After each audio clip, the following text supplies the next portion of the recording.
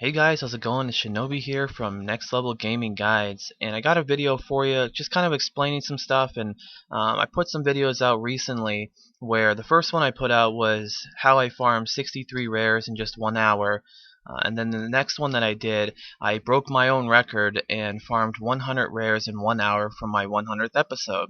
So it was pretty awesome, got a lot of great responses. There were a couple questions here and there that I kind of want to just talk about and kind of give you a little bit of feedback on that so you can kind of see why it is I do what I do in Diablo 3. Now currently right now my character has 111k damage with sharpshooter. Also I have max magic find, and my spec is a burst spec, so I rely on cluster arrows, cluster bombs to do most of my damage in the first couple seconds, and they're all crit damage because of sharpshooter, and then I just finish off the mobs.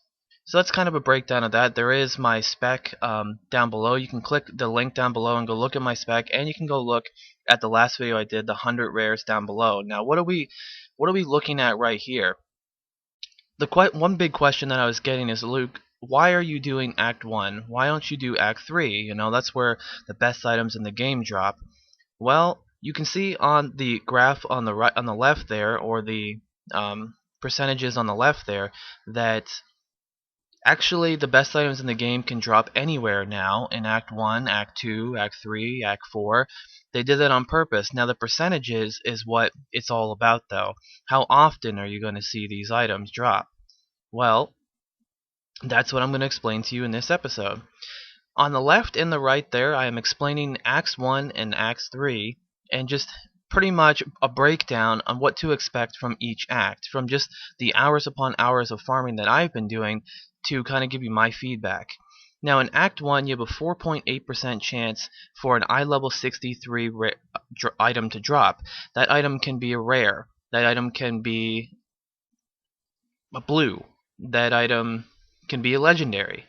And depending on how much magic find you have and how lucky you get when the item does drop, that's what's gonna, it's gonna be a rare, or it's gonna be a blue, or it's gonna be a legendary. However, that doesn't mean that the 63 is going to drop more often if you have magic find, and it doesn't mean it's going to drop less either if you don't. That's the percentage right there, 4.8%. Then in Act 1, down below again, you can see 17.4% for eye level 62 plus. That means that any item that's 62 or 63, it's pretty much combining those percentages together and saying that you can find 62 and 63 plus. Now why is this important? Now 62, you're saying to yourself, Luke, the best items in the game are 63, right? That's not true. A lot of people think the best items in the game are 63. Yes, the best weapons in the game are 63. However, equally as pricey and as expensive are amulets and rings. Amulets and rings can only go up to eye level 62. And those are some of the most expensive items in the game, and some of the items that are going to increase your damage or your character's ability a lot better. So that's a very important fact to keep in mind right there, and we're going to touch on that in just a little bit. The next one here is going to be 41.3% for eye level 61 or above. That's pretty much just adding all three of them together. Then you gotta look at what you're killing. Well, for the rare packs, their health kind of varies between 300k to 600k each. So a rare pack is when you find the blue mobs that are 3 in a pack, sometimes 4. It's very rare that happens, but in that case, they each have about 300k to 600k health each. So, okay, that's a fact. Now let's go down below. Up to 1 million health for elite mobs. So you know how you have those packs where you have an elite mob, then he has like horde minions with him or something like that. Just the the mobs that have like the gold names are the elite ones, and they can have up to 1 million health in Act 1, which seems like a lot, but it's really not. The next fact about Act 1 is it's a very open map. A lot of the areas that you're going to go into in Act 1 are very open, so a range class like a Demon Hunter is going to have a lot easier time in Act 1, whereas a class that needs to be closer to the mobs may have a better time in Act 3. Also, there's 2 quick bosses you can get to, the Warden and the Butcher.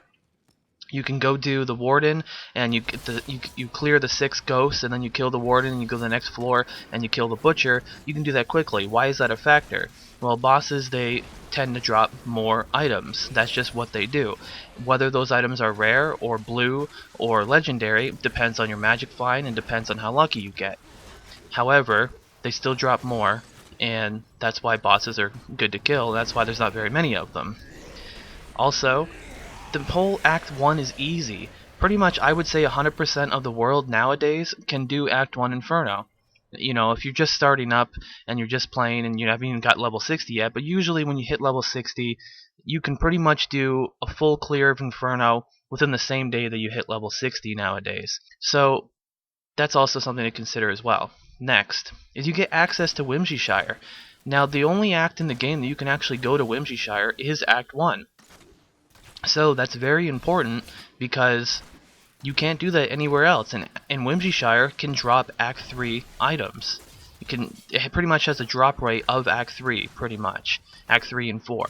So that's definitely something important to consider as well. Now we look over at Act 3, and you can see that there's a 16.3% chance for eye level 63, which is really nice. Then you also have 38% eye level 62 plus. Okay, so that's when you add those together. 65.1 for all of them. Then you go down and you see that the rare packs can have, each one of them can have 900k to 1.8 million health, and that's also factoring in if they have the extra health prefix and everything like that too. So that's a lot. So if we compare those two right there, that's 3 times the amount of health, which means you're going to be killing the mobs 3 times faster in Act 1 than you will be in Act 3. That's going to be very important soon. Up to 4.5 million health for the extra health elite mobs. That's over 4 times right there. Plus, they can sometimes be phase beasts that have extra health and then have horde, and then the phase beasts are just going everywhere, and it can be really tough. So it's not as easy to do Act 3, especially for a demon hunter. Then you have some open areas, but mainly tunnels and passageways and stuff like that.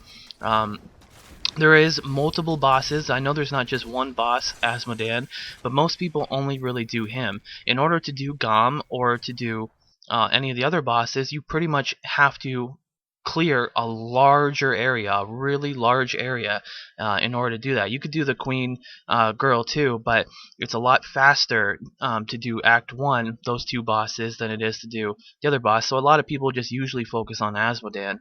Some people do a full clear of Act 3, and that's fine too. But yeah, so also there's no Whimsyshire. There's no Whimsyshire in Act 3 at all. And, you know, that's pretty much put into the game on purpose by Blizzard. Blizzard wants you to do Act 1. They want it to be viable for everybody to do it, so that way if you have the option to go into Whimsyshire if you want to. If you want to do Act 1, great, everybody can do it. And then if you want to step it up and use those 5 stacks of valor that you have to go into Whimsyshire and get some better loot, you can do that. You have that option. Also, Act 3. I put this down here, phase piece. Probably the one mob in the game that I hate the most, just because they're annoying. They bebop around everywhere, and if you run into an elite pack or a rare pack of phase beasts that have extra health and fast for a demon hunter that isn't a tank spec, that's game over. You pretty much lose. I have beat those in the past if I had a lot of area cleared and I could really kite them and really get, you know, some lucky crits and all that stuff, but they are very tough to beat though, and there's really nothing tough to beat in Act 1. Everything is easy. It's so easy. I can do it with my eyes closed. It's so easy. Then mobs hit at least 3 times harder in Act 3. That's another factor too. If you're a tanky class and you're taking some hits, if you're a demon hunter, you shouldn't be taking hits, period. So that's not really a factor for demon hunters. However, you know, if you are playing a tankier class, you have to keep in mind that the mobs hit a lot harder.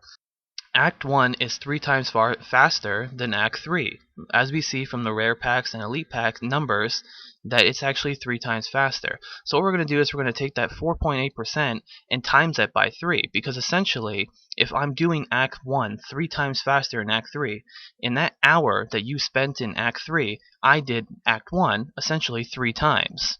or my route, not actually full clear. We're not talking about full clears here, but if you did your route in Act 3, I did my route in Act 1, I did it 3 times in the course that you did yours 1 time. So 4.8% times 3 would be 14.4%, saying that it's about 2% off from the eye level 63 drop rate. Now what does that mean? It still means that Act 3 is best to farm for weapons, which can be the most expensive items in the game. However, it's harder to roll good stats on a weapon than a ring or an amulet, because weapons have to roll good stats on damage, and then they also have to roll good stats on their stats below as well. And how many items have we seen where the weapon was actually just horrible, and then the stats on it were amazing? You know, the damage was horrible and the stats are amazing, or vice versa. You find like a blue that has 1300 damage and then no stats, which sells for like 500k, 300k on the auction house, really nothing. So it's a pain in the butt. Then you drop down the next one. The eye level 62 plus is 17.4% times 3 is 52%. So if you look at over there, 62 plus is 38%. So you're pretty much, the sum of all of this is that Act 1 is better for range classes like a demon hunter, and also you're going to find a lot more rings and amulets that are better quality, and you can sell those. Most of the gold that I've made has come from selling rings and amulets. I've found maybe 1 or 2 really good weapons, but the rest of them has been rings and amulets that sell for the most for me and get me really, really, really good amounts of gold. But Act 3 is equally as good as well. So keep that in consideration. If you're a tanky class that can take hits and don't mind for farming for longer periods of time to essentially get some better items, like better weapons that have a 2% more chance to drop when you factor in all this math. So I just want you guys to consider all this information, that obviously you can't do Act 3 if your gear isn't as good, so that's another thing too, that Act 1 is a lot better, because you can do it the day that you hit level 60. Doesn't really work the same for Act 3. And you also have to clear your way to Act 3 as well, so that's another thing too. But in my opinion, do I think Act 1 is better than Act 3? No. Do I think Act 3 is better than Act 1? No. I think they're pretty even, and Blizzard's done that on purpose. I would rather find rings and amulets that have an easier time to roll stats than find weapons that are just going to be... How many eye level 63 weapons have we found that roll horrible stats almost all the time? And it's very hard to find those weapons. If you do, and you find those weapons at 1400 damage with crazy stats and blah blah blah blah, they're going to sell for hundreds of millions of gold, which is great. But keep that in consideration, guys. I just wanted to make this video to explain why I did what I did, and I'm going to be doing an Act 3 video very shortly for 1 hour to see my results and see what kind of, how many rares I got, how many eye level 63s and all that stuff that I got, and just kind of give you guys my perspective on that as well. So if you haven't seen those other 2 videos, go and check them out. Alright, thanks for watching, guys, and I'll see you next time.